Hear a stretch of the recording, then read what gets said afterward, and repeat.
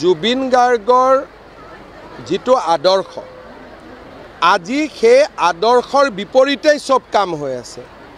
জুবিন গাৰ্গে তেওঁৰ শৰীৰতে মহাদেৱৰ টেটু বনোৱা আছে। তেওঁ এজন শিৱ ভক্ত আছিল। এতিয়া তেওঁক লগাই দিয়া হ'ল মোৰ জাতি নাই ধৰ্ম নাই। মোৰ জাতি নাই ধৰ্ম নাইটো কাঞ্চনজংঘা সিনেমাৰ এটা ডায়লগ। কিন্তু জুবিন গাৰ্গে এজন আমাতকৈ ডাঙৰ শিৱ ভক্ত আছিল। তেওঁৰ ইয়াত চাব শিৱৰ ডাঙৰ টেটু। ৰীতা চৌধুৰীৰ লগত সাক্ষাৎকাৰত চাব তেওঁ বুজাইছিল তেওঁ কিমান শিৱ পূজা কৰে। আৰু মোৰ লগত বহুত ফটো আছে য'ত জুবিনে মন্দিৰত পূজা কৰা। জুবিনকতো নাস্তিক বনাই দিলে বাওঁপন্থীসকলে। যি জুবিন নাছিল সেইটো জুবিন বনাব চেষ্টা কৰি থকা হৈছে।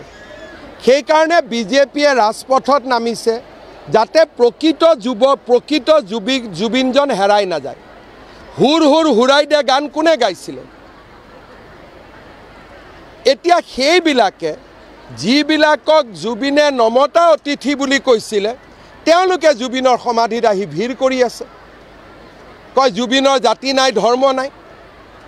জুবিনৰ শ্ৰাদ্ধ 13 দিনীয়া 11 দিনীয়া সম্পূৰ্ণ হিন্দু নিয়মতে হৈছে নে নাই হোৱা?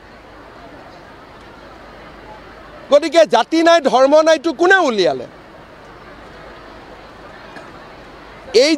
এই গোটেই জুবিনৰ সন্মুখত লৈ সনাতন হিন্দু ধৰ্মক দুৰ্বল কৰিব বিচৰা হৈছে। গতিকে এই কথাবিলাক আমি একমাহ নোযোৱা কাৰণে কোৱা নাছিলোঁ।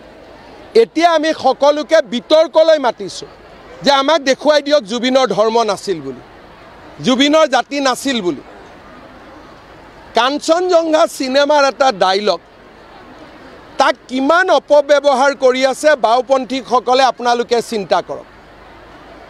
কয় আজি আপোনালোকে কৈ আছে যে বোমা কিয় মানুহে ফুটালে?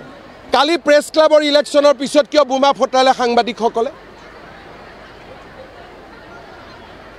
দেৱালীত ৰাইজে বোমা ফুটালে সমালোচনা কৰিলে।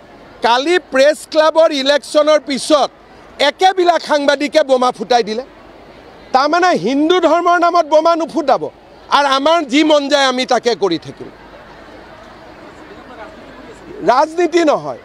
জুবিন যেন হিন্দু বিৰোধী আছিল, জুবিনৰ যেন ধৰ্ম নাছিলে, তেনেকুৱা পৰিৱেশ এটা অসমত সৃষ্টি কৰিব খোজা হৈছে যাতে উচ্ছেদ হ'বলগীয়া মানুহবিলাকে নিৰাপত্তা পায়। যাতে এই যি আমি এটা অসমক জাতি মাটি ভেটি বচাবৰ কাৰণে এটা আমি তীব্ৰ গণ চিন্তা কৰিছোঁ তাক যাতে স্তীমিত কৰিব পৰা যায়। নেপথ্যত বাওঁপন্থীসকল, অখিল গগৈ এইবিলাকে আছে, কংগ্ৰেছ